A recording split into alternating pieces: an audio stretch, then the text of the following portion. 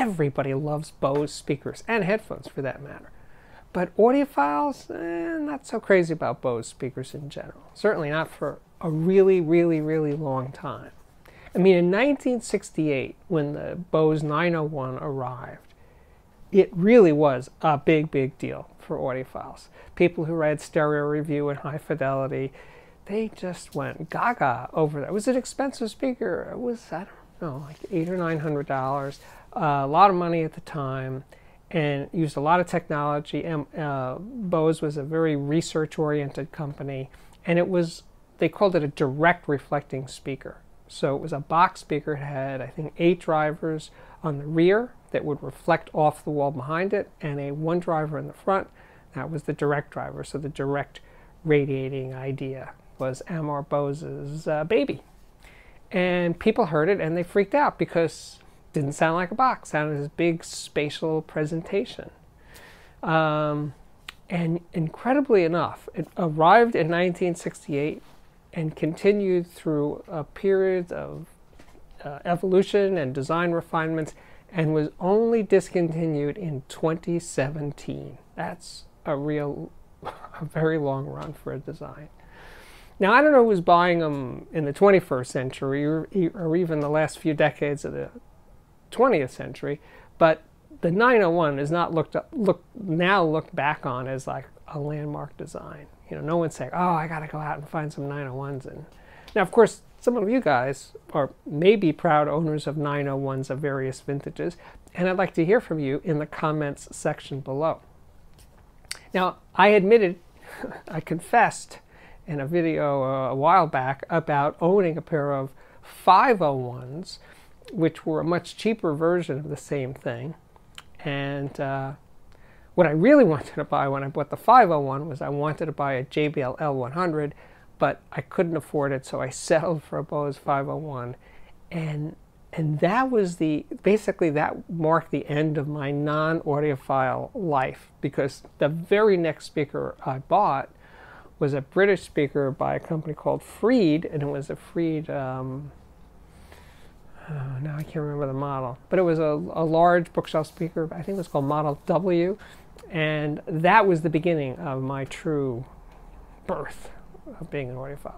But this episode is really about Bose and my fascination with the company in general, because through advertising and marketing, they are a very, very large company, much, much bigger than the audiophile companies that we talk about here on a daily basis. Even, you know, even B&W is not the size of Bose. Or certainly Wilson Audio or Magico or any of those brands. Bose is a giant company, partially because their systems are in car audio, but Bose is a mover and shaker in the audio world, although never really felt, I guess, the love of the audiophile community. When you went to high-end shows, you don't see Bose speakers being demoed. So we don't want them, they don't want us, and there's a wall. There's a wall between audiophiles and Bose, and I think both sides are very content to stay separate and definitely not equal.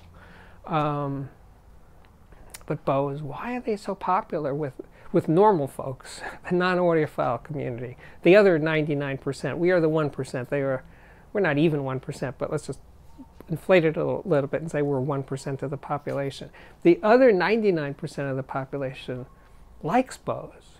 They admire Bose. They think Bose is a quality product. And in some degrees, I'm not saying their products are shabby or anything. I'm just saying they don't appeal to people who consider themselves audiophiles and or serious listeners.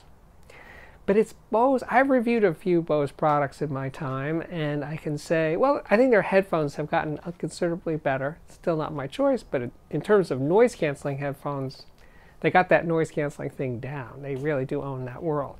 But in terms of speakers, I don't know. They're very mid-fi speakers. They're kind of soft, mushy, not high on the resolution front, boomy, thick, warm, flabby bass. And that's the good part. No, just kidding. But it's a mystery. But it's okay. I don't stay up nights worrying about Bose, and Bose surely does not stay up nights worrying about me, although I've heard stories from a former Bose employee that said they did worry about me. They did worry about what I said about, I think it was, I'm not sure what product it was, but an ex-Bose employee told me that they actually had meetings in the boardroom about Steve Guttenberg. That just made me laugh. It's still pretty funny that this giant corporation would give a hoot about what I have to say about them. But, you know, at the end of the day, we can live happily and separately, right? They can go on making lots and lots of money and please millions of people, and the audiophile world can do its own thing, and everybody's happy. There's no losers here. I'm just throwing it out there about this mystery. But to circle back to the beginning, the Bose 901 is where it really all starts. And that was when Bose was an audiophile company. You know, and maybe by the time I bought my 501s, it was still an audiophile company. I bought the 501s in maybe 75 or 76. And I liked them for a little while before I woke up. But, you know, the 901, I'm saying, isn't it interesting that the 901 had lasted from 1968 to 2017? Somebody must have been buying them. They weren't making them just for fun, right?